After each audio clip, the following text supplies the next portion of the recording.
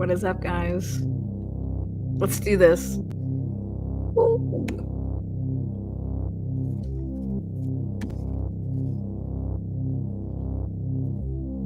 Listen, folks, I know there's a history here. I'd like to get this hearing in today. You know, everybody needs to just focus on the relevant facts, okay? I know there's a history here. I know.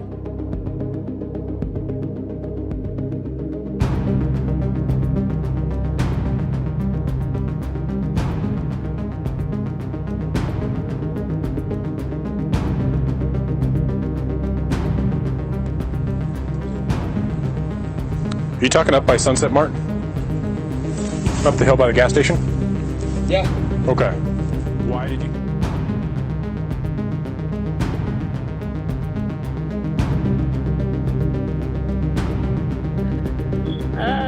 Shit.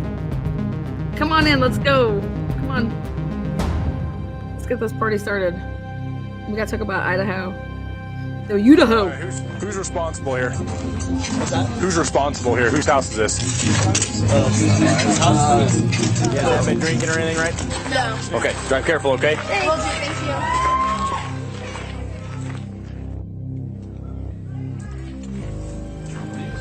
This is what the other group had that ran away. Oh, really? They just did shit? Awesome. Yeah, those ones kept walking to the car. And the other one. It's truly for the win.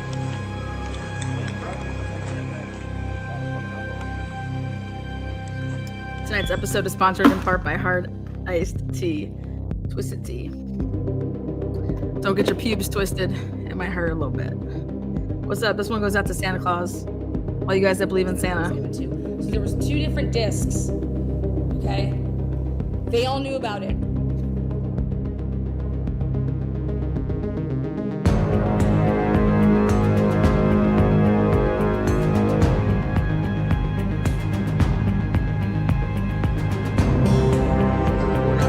We're not here to talk about the alcohol stuff, okay? Okay, yeah. But this is the second noise complaint we've had here tonight within 2 hours. How are you? Good, how are you? Good. Is this your place? Yeah. Perfect. You know why we're here?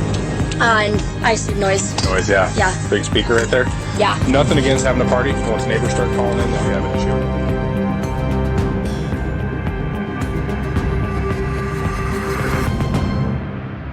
Like brains, and like if you need a lot of brains, you're gonna be in trouble.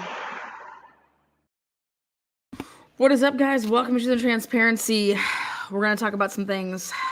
Let's first talk about the fact that there was no hearing that got pushed back to the 30th. But it's why did it get pushed back to the 30th? And it's very simple. It was a motion to compel and motion on the 4th and 5th motion to compel. And so what that means is Ann Taylor was going to be asking for things that she wanted Santa Claus to turn over in discovery, and he hadn't. And so she needed to have, words with the court and do it through a hearing.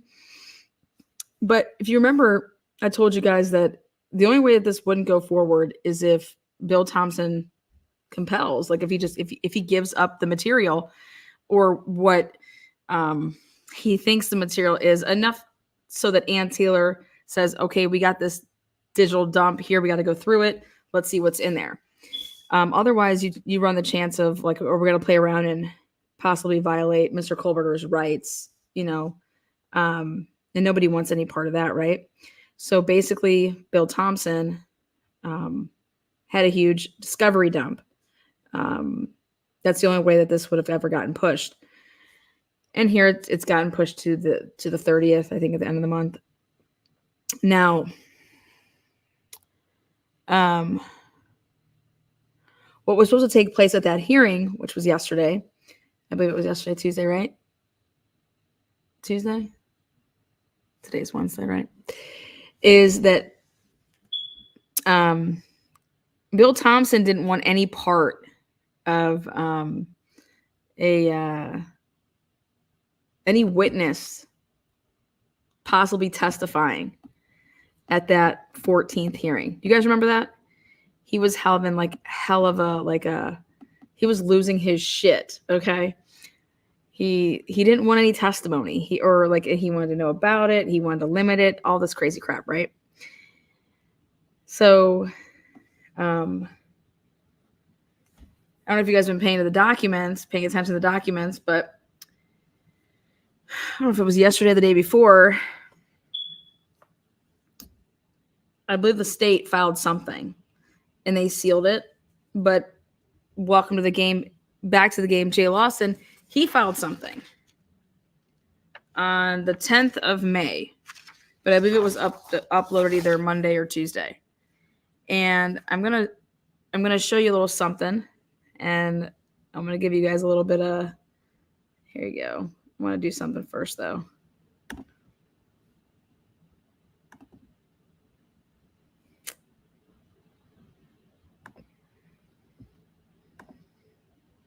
This one's for. Let's take a look. It's time to talk about Colorado. You have no idea how many times I've been on crazy, super high profile, ridiculous murder cases, and the focus of my testimony has been on my associate's degree. I've never had a judge really take on this adversarial role with a witness before. He came out and just completely filleted me. It's pretty harsh. And who is this judge? Judge Juan Villasenor. The judge is going to cite 3 cases that support his opinion that my methodologies and the TRACS program have been thrown out of court before, and they support him throwing it out of court as well.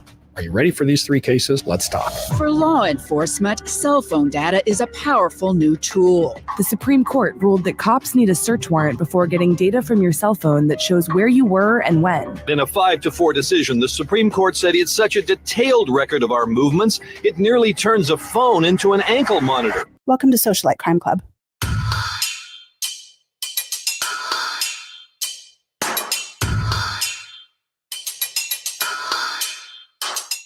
Let's air out Colorado. It's time.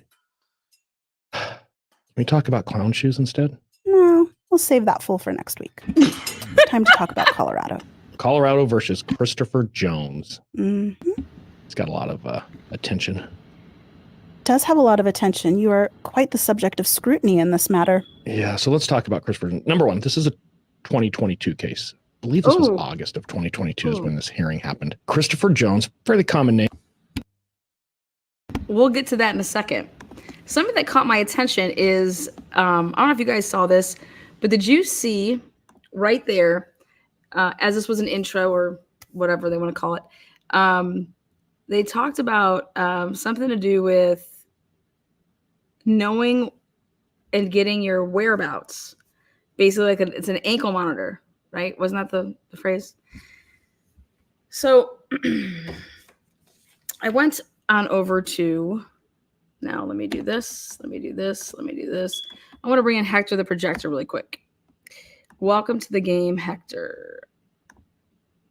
Hector, where you at? There we go. Hector, come on down. Whoa. That's not the one I wanted. This is the one I wanted. Okay. Hector's got multiple screens. Hector can do multiple things. All right. So I'm going to have you guys look at, this is one of the latest filings, right? Let's zoom in. Comes now, Brian C. Kohlberger, by and through his attorney for the attorneys of record, and hereby submits the following response. C, to the state's motion to limit testimony. Limit testimony. Well, that's interesting. Who are you trying to limit? Okay, limit testimony. In the state's motion, the state contends that the affidavit of probable cause is irrelevant at this stage. State's motion at 4, paragraph 4. The state cites no authority for this claim. Mr. Kohlberger has the ability to challenge the probable cause affidavits. Now, this is where it gets interesting, guys. How many affidavits do you think were, written up in this case? I want you guys to pay attention. We're talking affidavits, plural. Okay. So like, for example, like this, if you wanted to get this affidavit, if you wanted to get this, there's an affidavit that would go with that search warrant. Okay. So So Mr. Colbert has the ability to challenge the probable cause affidavits in this matter that were used to procure warrants. State versus Thompson, and finding informers. There you go. Reliability, a relevant issue as it related to probable cause for a wiretap. Excuse me. No, I'm gonna get a little bit into that. Finding informers, reliability, a relevant issue as it related to probable cause for a search. Okay, finding field performance of drug dog properly discoverable as relevant to probable cause inquiry. The finding of an indictment, okay, Brian Colbert was indicted, does not preclude a defendant from seeking to gain through discovery information relevant to the probable cause provided to the court. Okay. Probable cause. Now, this is just wild. Welcome back, Jay, by the way. Jay's back with us. This is, right here. He hasn't signed a piece of paper in a while. So I just want to say welcome back. Whoops. Welcome back, Jay. Now, you guys remember we've had all of these conversations about what we thought about the PCA, but more importantly on this channel, I have literally broken down with you the order of the search warrants in this case.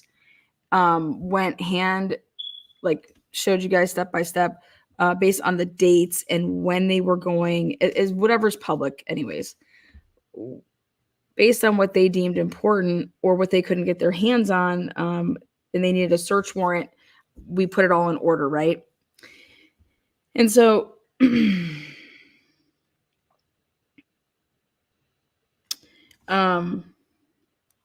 we get to this lovely word of wiretapping. Now, you try to use a case law that's kind of going to be similar to what you're going to be arguing as in terms of what's wiretapping. It's a form of monitoring, right?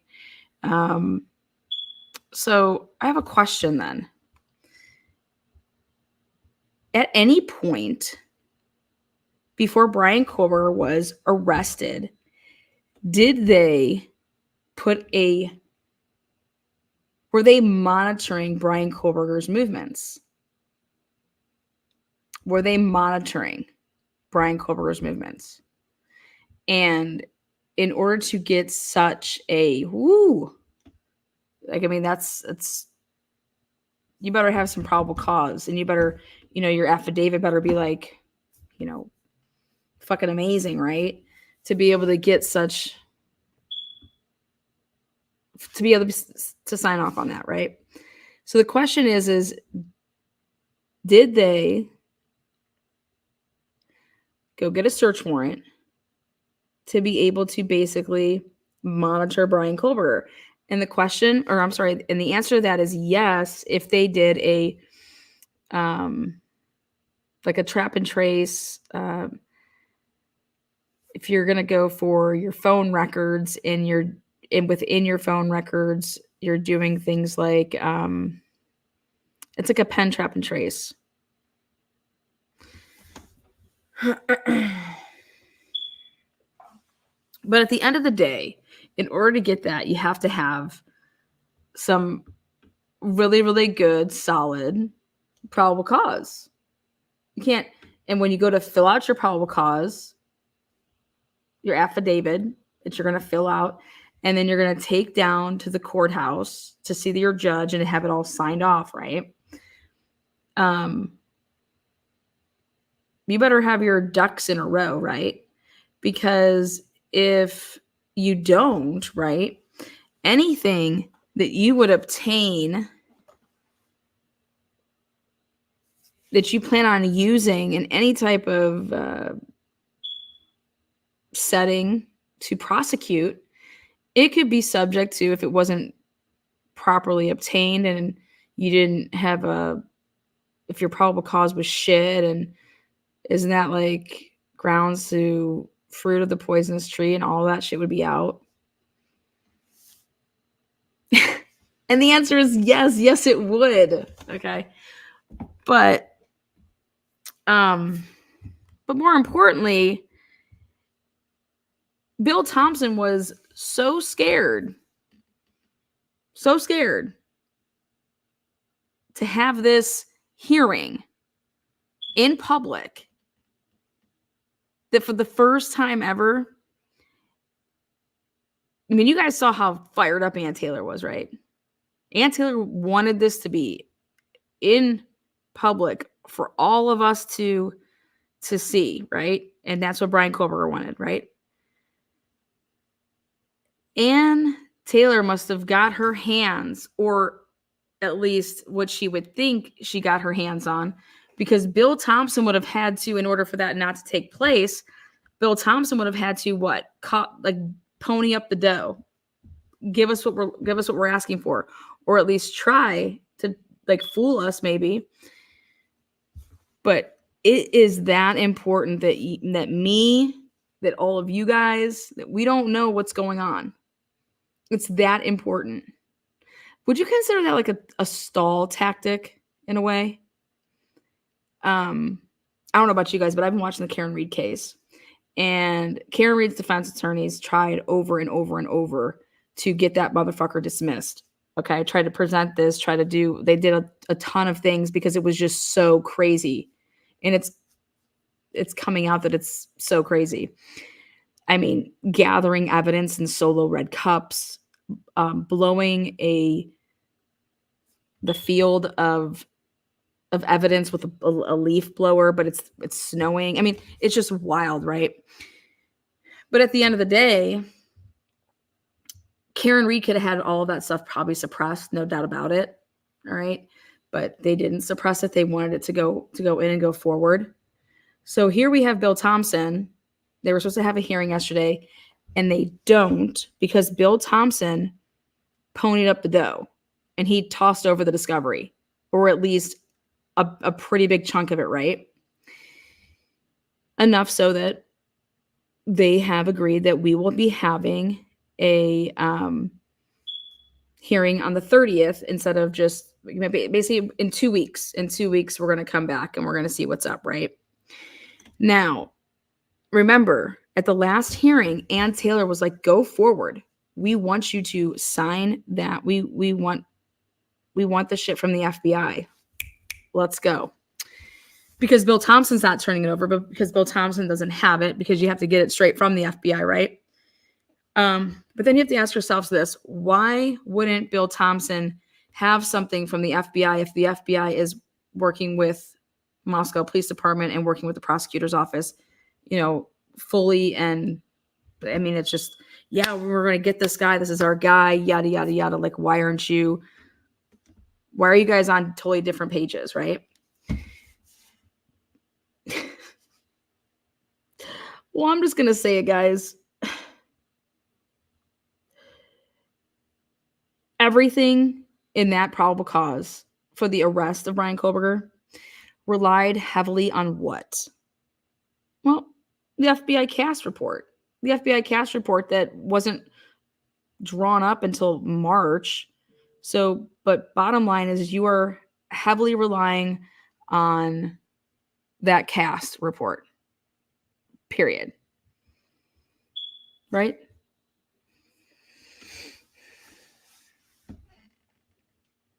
Now, how were you able to get CAS to even fuck with you? Like, to be able to even, like, you're doing the CAS with the phone. Wouldn't that be like you're wiretapping Brian Koberger? If you're able to, like, follow his movements and stuff like that? Like, isn't that like a wiretapping?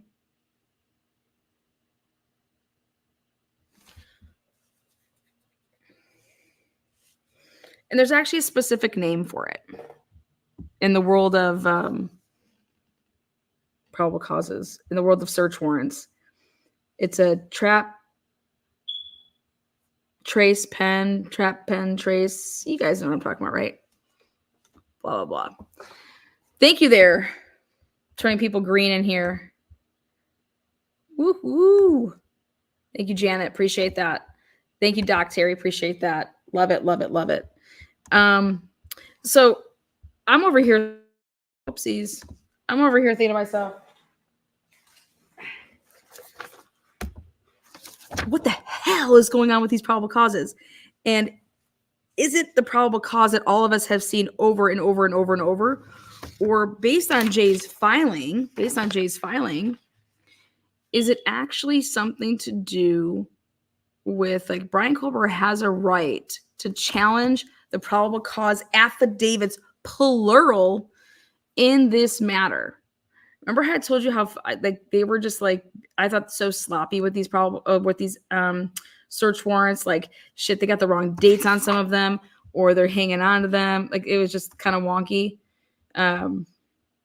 But here we have it.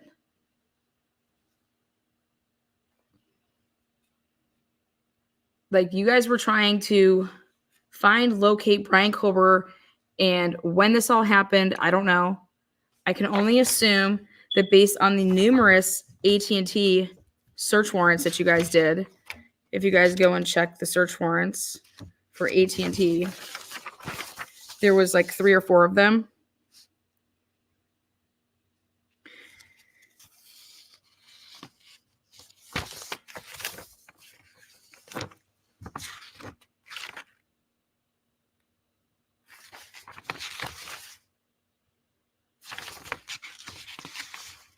I want to know when they started tracking Brian Culver. When did they start following Brian Culver? Now, I can tell you this. I think it's at least going to be November 30th. It's going to be between November 30th and December 13th. They would have already gotten this. Like, they're following Brian Culver. Now, what type of search warrant, or I'm sorry, not search warrant, what type of information, how would you be able to get a warrant to be able to pull all of his shit and be able to start tracking him? What would you need in that probable cause affidavit?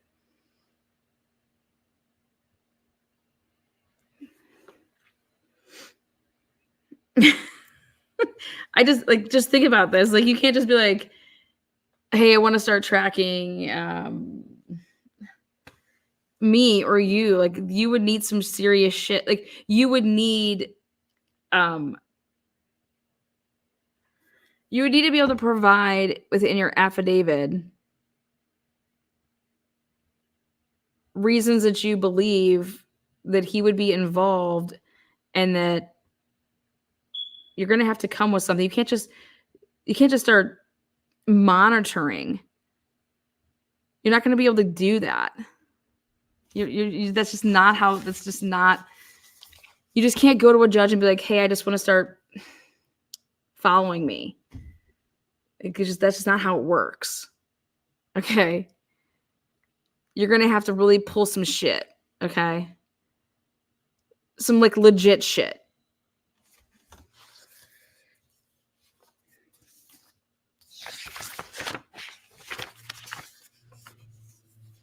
Especially if you think that you're dealing with, like, let's say, a serial killer.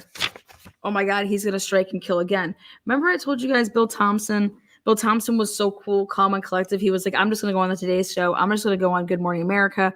I'm just going to go do these shows as I am in the midst of investigating one of the most horrific crimes on any college campus across the United States ever.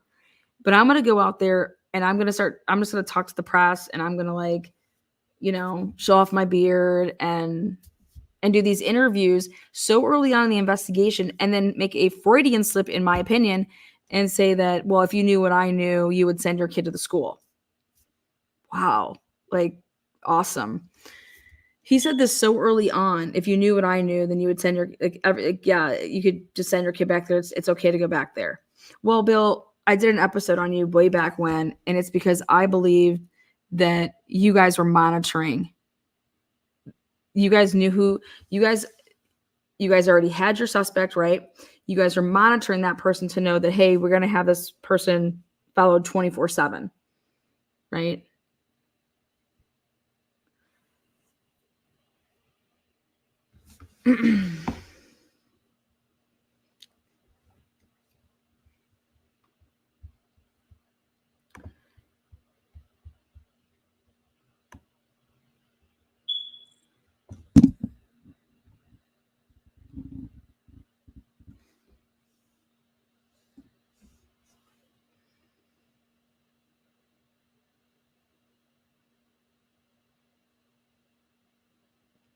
Do you guys think that they were monitoring anybody else?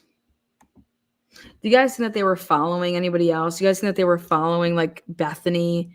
Do you guys think that they were following like Jack D or any of the frat guys?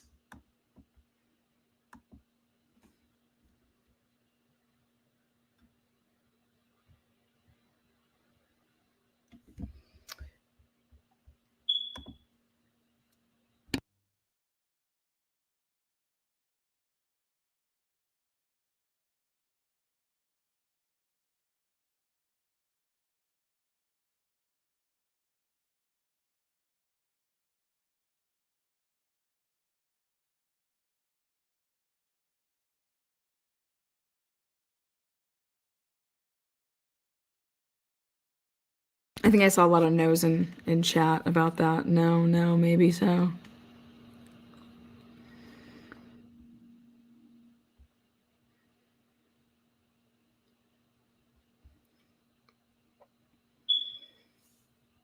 Now, who's responsible for like?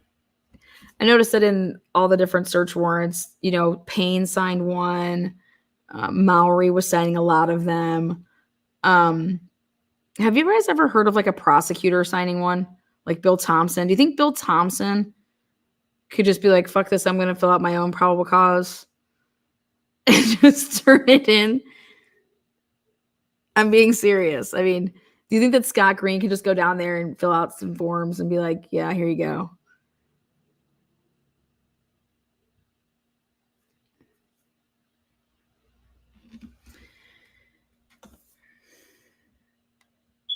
Now,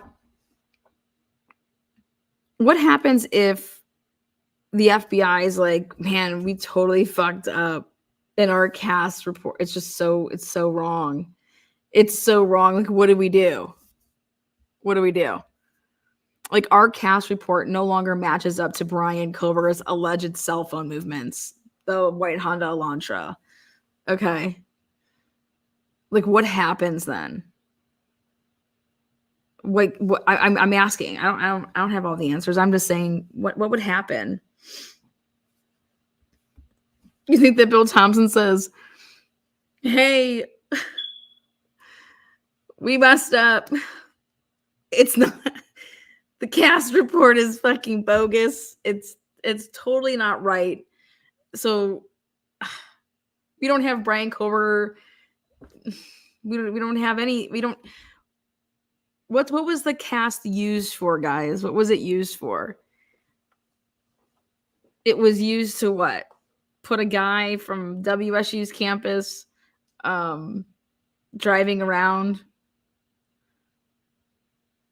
the area and then pinging in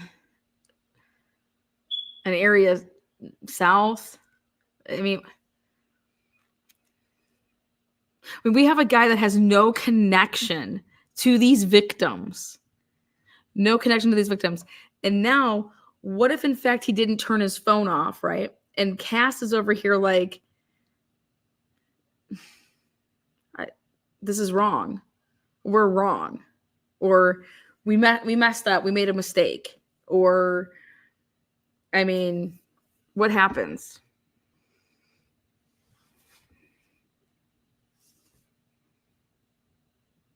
To state that he had been by the house 12 times prior to, well, they're just, I mean, that's ridiculous because their case is literally falling apart in front of their faces. It's crumbling. It's absolutely crumbling. But if Brian Kober is so guilty and he's the one, then how could it possibly be crumbling in front of their faces when all they have is all this time to build a case against him? And now maybe it makes sense of how many search warrants were put in after the fact, like continuing on, right? Remember Santa was like, we're ready to go to trial now. Remember Santa said, we're ready to go to trial now.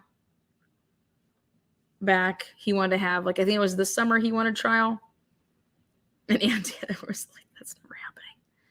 But yeah, it'd be nice to go to, I mean, it'd be nice to have these things if we can remember, like, how did you get to our client? How did you get to our client?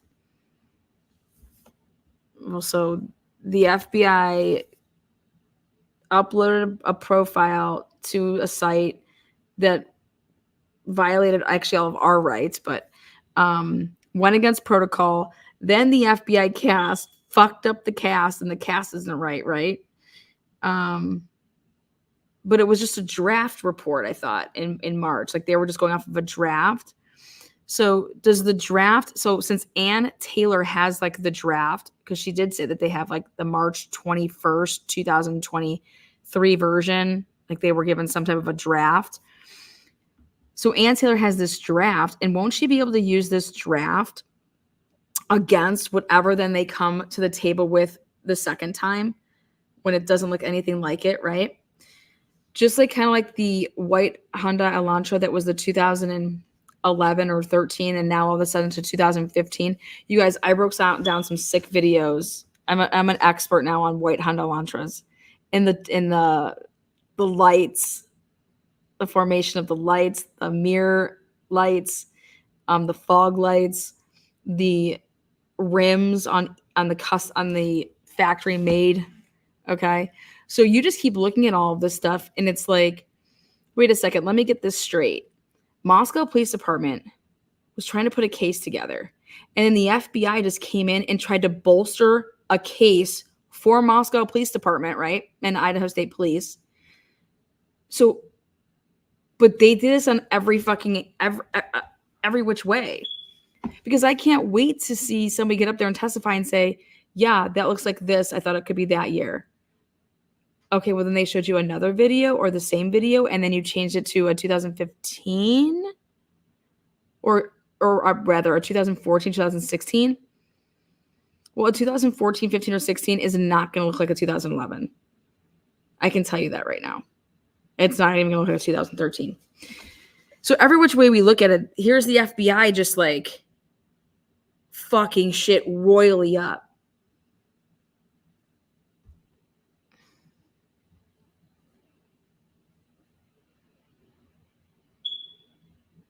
So who's to blame here? I think, I don't even know. Did Steve Gonsalves start suing people? Because he needs to start suing people. Don't know if he started suing people yet, but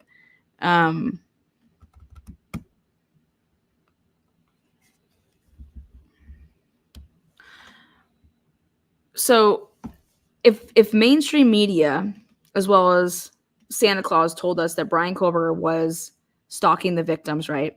It alluded to that, and that he'd been by the house and all this crazy shit. What else has mainstream media said? Yes, I knew that Bethany was, yeah, we have all that. It was in Pullman, actually. I have to look into why people are talking about the park. We have different stuff, so we actually have the report. What was I saying before I saw big old Bethany? Our girl Beth. Beth does meth. No, I'm just kidding. Oh, I was talking about this. So everybody has come out and said that Brian Kober was stalking these victims. Everybody has come out and said that he's, whatever, he visited Mad Greek, whatever, blah, blah. But Ann Taylor has been hands down money for us. She hasn't lied to us one time. She said this is what happened. She said that, this is what happened. Well, guess what she said to us? That there is no connection between Brian Kober and any of these victims. I'm going with that. Okay? I have no reason to believe that Ann Taylor's going to come out here and risk her career to fucking just say something so stupid. There is no connection between him and the victims. And when she says the victims, I think she's including the two survivors because they're victims. Now, if Bill Thompson went ahead and allowed the whole world to think all of these horrible things about Brian Koberger, right? That he's stalking these people, blah, blah, blah. Meanwhile, he knows that there's no evidence of that. Then what else do you think Bill Thompson is allowing all of us to believe about Brian Koberger? Do you know they went as far as to try to say that Brian Koberger was the guy that was the panty stuffer, the guy that was there in March of 2022? Or I'm sorry, March of 2022, that he was the guy that on one of the houses over there with the girl's car and her freaking suitcase. Someone got into it, took her panties out, and then stuffed her panties in the cup holder. You guys remember that? And then you got jackasses out there that cover the case that are running around there saying that was Brian Koberger doing that shit. Get the fuck out of here. Brian Koberger was nowhere near there. He wasn't in Moscow then. But I want to start talking about all these people that never came forward to talk, like Brian Koberger. Like, remember how he said, like, no one dated him, no one did this, no one this. But then we get these little freak shows coming out talking about Brian Koberger went on a Tinder date and like fucking childbearing hips and shit like that with pink hair and blah blah blah. Does Brian Koberger look like he would be a guy that would go out with a woman with pink hair? I'm being serious. Because I'm going to tell you this right now. My answer is no. I don't think that he's going to go out with a girl who has pink hair. Just saying. Maybe her Tinder profile pic didn't have pink hair. But I'm going to tell you this right now. Brian Koberger does not cross. Doesn't seem to me that he would be dating or wanting to be going in around a girl with pink hair. Okay. Again. Now,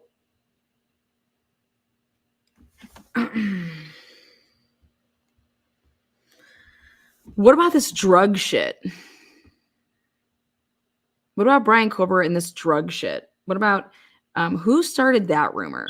Who started the rumor that he was an ex heroin junkie motherfucker? I want to know who started that.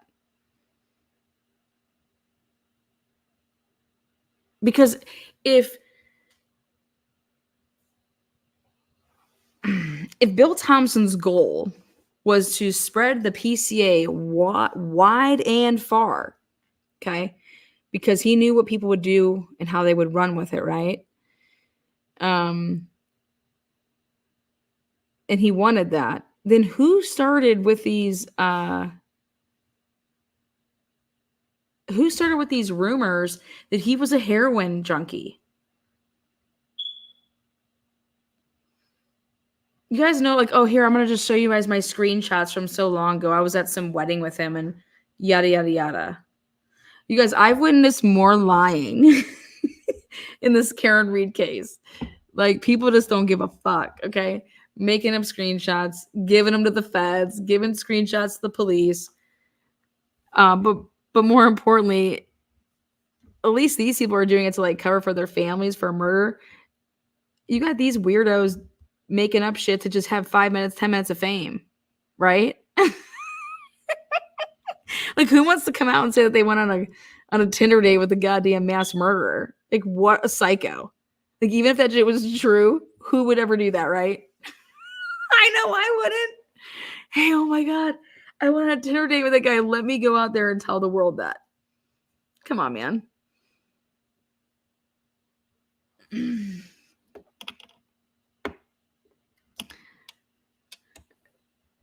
You got to do you guys remember the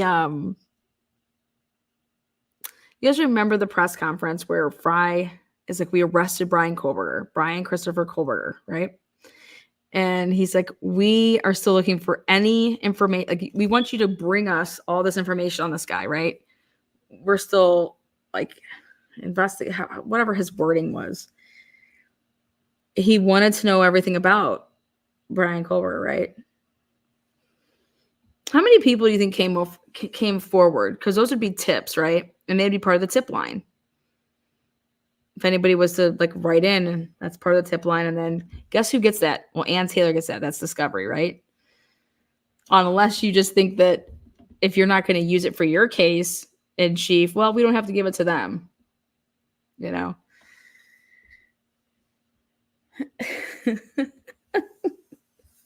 So I would like everybody that's going to be a part of Truth and Transparency moving forward with the Idaho4 case. I think it's in our best interest for this case. After doing the research that I've done and doing especially the research in where our information has come from. Okay. I think me personally, I think that myself and Bella have put out more credible information on this case than MPD has put out. Okay. And I'll stand by that. They were telling us that the witnesses were on the first floor and they didn't witness anything. Well, we told you here that Tillon's room was on the second floor way before the PCA came out. Those idiots didn't realize that there was noise complaints, and they didn't seal any of that shit. We found it because it was written by the wrong address. We put that shit out. Okay. We have a really good insight to that house and that it's a revolving door. Okay. And it's who the fuck even knows who's over there. Right. So I think it's in our best interest for us to forget everything that anybody has told us about Brian Koberger and who the fuck he is or who he is not. Because guess who's the only people that have been trying to tell us who Brian Koberger is?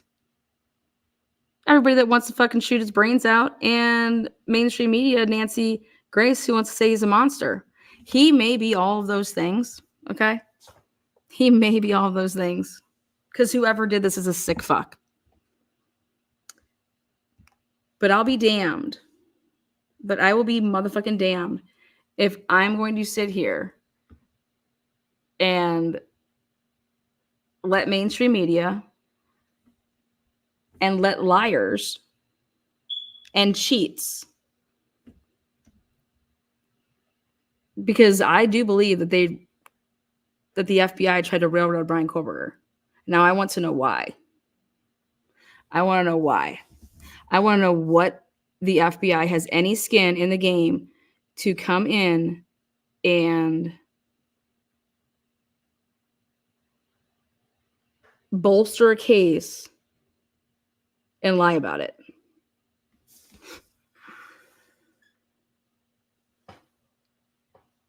Does the FBI want their 15 minutes of fame? I'm just curious. I'm just super, super curious. Follow the money, baby.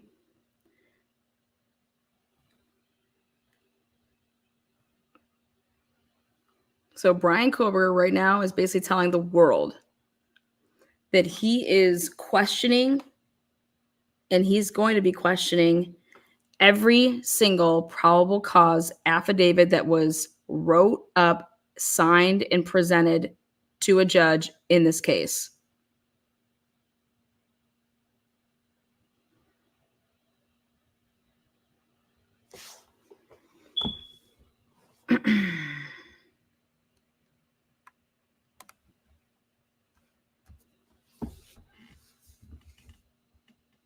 And the state has a problem with it.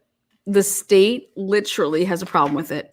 The state filed some motion. They filed it under seal because Jay gave it to us raw dog real from behind and wrote, in the state's motion, the state contends that the affidavit of probable cause is irrelevant at this stage.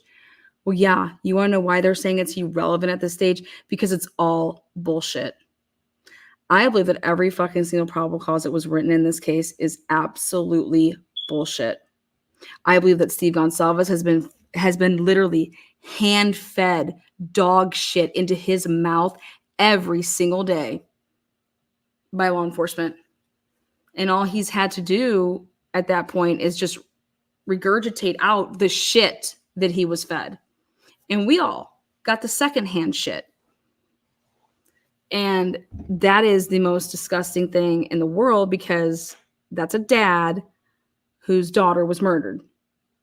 And that's how little of respect you have for that man and his family, that you fed him all bullshit.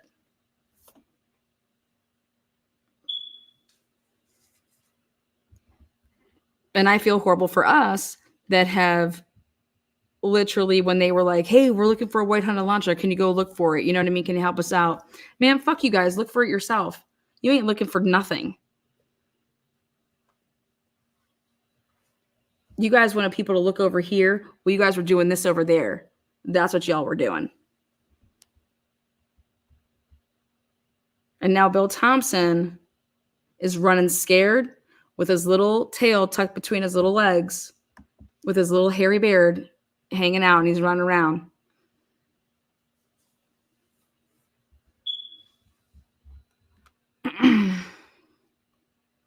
If this goes to trial, this is going to be one of the most craziest cases for us to see in trial. This is literally going to be absolutely crazy. If you guys are watching the Karen Reed case, I think the Karen Reed case is pretty fucking crazy. I think this is going to be on a whole nother level. Because now I think that this case is going to open up stuff that, woo-wee, we're talking about.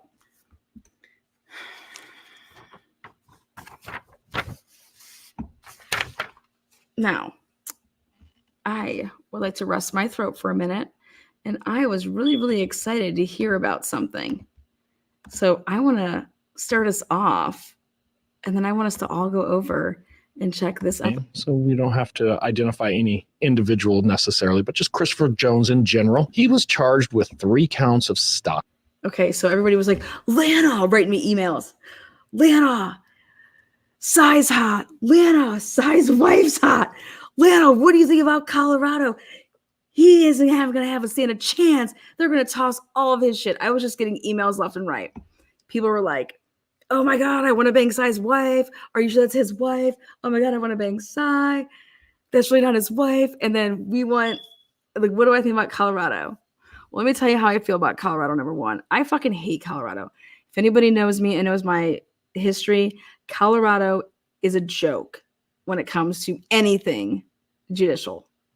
Absolute joke. Okay? People should just stick to getting high as kites in Colorado. Period.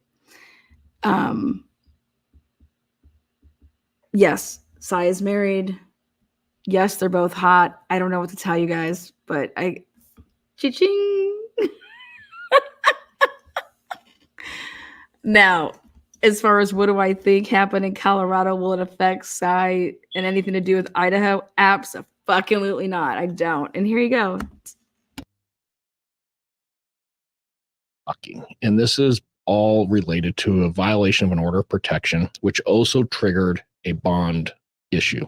Okay. So if I'm reading the history back, and we'll get into why I have to read through this history, Christopher Jones and his fiance broke up. There's something that happened that he got into some trouble. She files an order of protection. Okay. I think he must have got arrested because there's bond in place. So clearly he had to bond out. Mm-hmm. Allegedly, he violates this order of protection she has, which triggers the issue with the bond as well. So he's getting the stack of charges of stalking, which is also a violation of the order of protection, which triggers the bond. That makes sense. That does. So if the stalking charge goes away, everything else falls off as well. Sure. Makes sense?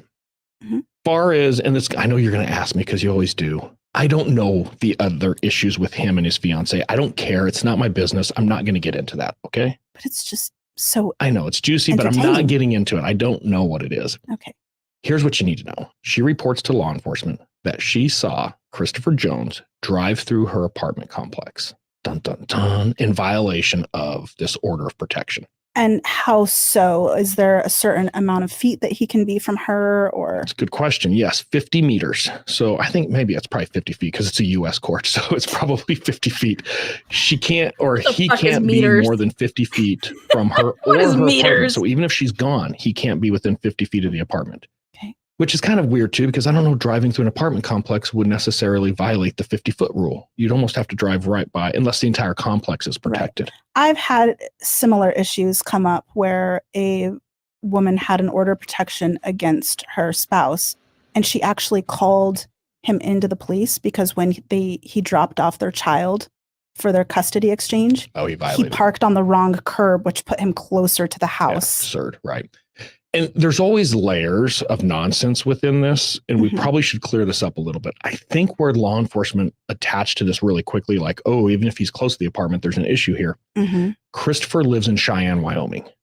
Okay. The fiance lives in Fort Collins. So that's about, what, in half an hour? Yeah, so minutes? I think they're thinking, hey, if he's just anywhere near the apartment complex, why would he drive all the way from Cheyenne to this apartment complex, unless, of course, it was to stalk her. But there's some information that needs to come out with this. No Christopher way. has a job in Johnston, Colorado, which is just east of Loveland. So it's south of Fort Collins. So it's a little bit further. It's about an hour 15 So maybe? every day that Christopher goes to work, he drives from Cheyenne through Fort Collins to Loveland. Okay. So he would have a reason to be there if he's coming and going from work. Sure. The other issue with this case, Christopher Jones is a driver for FedEx. Oh, his route includes the city of Fort Collins. He has a reason to be driving around Fort Collins. Now, she's going to say, I didn't see him. I just saw his truck. It's a red Dodge truck. I want to clarify, go back. So you said there's a UPS. Because he has a job at FedEx, he would have a reason to be there. He would have a reason to be passing through the Fort Collins area to get to Loveland, not to be at her. His delivery route includes the entire city of Fort Collins. Anybody who sends a FedEx package to any address in Fort Collins, he could potentially deliver it. Right. So I also need to clarify the sighting of the truck. She didn't see Jones. She didn't see him driving. She saw his truck, and she describes the truck as a red truck. Fort Collins does a little bit of research, and they figure out it's a red Dodge truck. So Fort Collins PD is going to do the investigation. I have a question. Did she see the truck from outside of her apartment, or was she inside her apartment when she saw a red truck passing through the parking lot? I don't know. In the report, it says that her and her son saw this red truck drive by. Okay. Where they were at in the apartment complex, I don't know. I do know that their view was blocked enough that they could not identify a driver. Okay. So as Fort Collins begins this investigation, they find that the apartment complex has video surveillance. Okay. So they're going to pull video surveillance and they're going to review it. And sure enough, around the time she says this red truck comes by, there is a red truck going through the parking lot. Okay, so they did some due diligence. They did, except for the problem is it's a red Toyota. And Christopher Jones drives a red Dodge. In addition to it being the wrong make and model, it has a camper shell. And the victim in this case even admits, no, he doesn't have a camper shell. So they know it's not his red truck at that point. Okay, so closed. We're good. Yeah, you would think, right? That was going to be my next question. What do you do in this investigation at this point? You have this fiance who has this order of protection who calls law enforcement and says, hey, this guy drove through my apartment complex, violation order of protection, or you realize it's going to cause all these other issues, stalking, violation order of protection, the bond thing. Right. You pull the surveillance video. It's not his truck. Okay. Close the investigation. Yeah. It's done. The officer in this case is going to write a search warrant at this point for Christopher's cell phone records. Okay. What? Why? Under what probable cause does he have the ability to write a search warrant for cell phone records at this point? I'm going to make an assumption, which probably means I'm going to be wrong here. There is some other case that was adjoined to this case that Christopher was being looked at for. I haven't read the probable cause for this search warrant. I don't know what it is. I suspect it's heavily reliant on this other case, whatever this other issue is. And I don't know anything about this other issue, so I'm not going to even try to allude to what it may or may not be. But we don't even know that for sure. Oh, shit. All I know is that the patrol officer writes a search warrant for Christopher Jones' phone records. And according to some judge somewhere, he had probable cause to establish that. So they're going to get Christopher Jones's Verizon records. Okay, but that doesn't mean that they are relatable at all to what is happening with this particular incident of her reporting him driving through her apartment complex. Not only are they going to get the Verizon records, they're going to analyze the Verizon records to see if they can put him at the apartment complex for this violation of order of protection. Oh, this is shady. Yeah, there's some This problems is here. not good. This How long has this person been an officer? I don't know. He's a patrol officer. I don't think he's been through any real cell phone training, and I'm going to get into that here. Is that what Officer Payne did? Shut the fuck up. Didn't Officer Payne say that he wanted some like historical data records and shit like that? I want phone records, and then he wanted historical data records. Remember? I think it was like, I don't know, December 17th, something like that. Payne, Mowry, who's signing off on these search warrants? They be fucked. They are so fucked. In just a minute, I've got a picture for you here in a minute. He's going to map the records, and the way he maps the records, he uses our system, the TRAX system.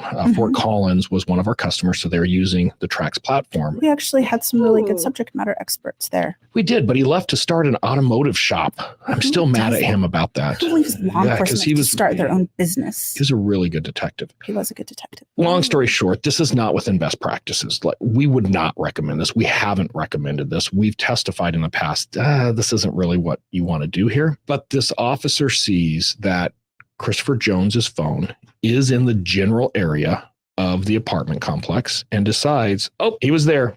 He did it.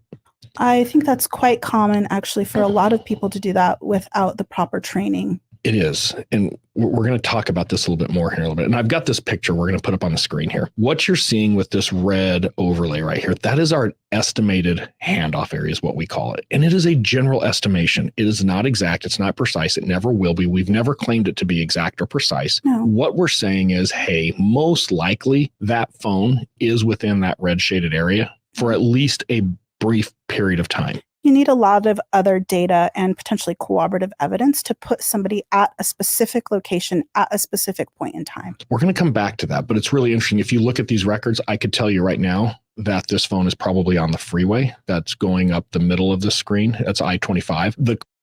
All right, guys. I think you guys are just as excited as I am. So this is what we're going to do. We're going to take our happy asses over to right here. You guys are going to go over to the Social Light Crime Club, whatever the fuck it's called. Oh, and by the way, put a 1 in chat if you think that Sai's hotter, or put a 2 in chat if you think that his wife is hotter. So 1 for Sai, 2 for the chick. Anyways, you guys are gonna finish that over there, and what we're gonna do is have a call-in show tomorrow to tell me what you guys think about you can put a 3 in chat if you think that they would just like morph to hotness. Anyways, Idaho4 case is crumbling in front of our faces, and I hate to say it, but I will. Truth and Transparency has been on top of it from day one. We told you guys there was stuff that was wonky in this, that stuff that wasn't making sense, especially, I mean, just a lot. Obviously, I wouldn't have so many videos on it if I wasn't talking about that crap. Bill Thompson wants to keep this all hush-hush. Don't know what's going on, okay? But what I can tell you is that Bill Thompson, in order to keep this hush-hush, he could not have a public hearing. So therefore, you're going to what? Okay, give Ann Taylor a bunch of shit so that we don't have to do this anything publicly, right? I think that's called buying time. And it's like, is he buying time to see what the FBI is going to do? Is the FBI going to support us? Is the FBI going to say that and back their work that they originally said to our Officer Payne, who said he consulted with somebody? Officer Payne doesn't have anything, or is this going to literally blow up in Bill Thompson's face? And we should be asking ourselves, why would this blow up? If Brian Kober is so guilty, and Brian Kober is the guy, right?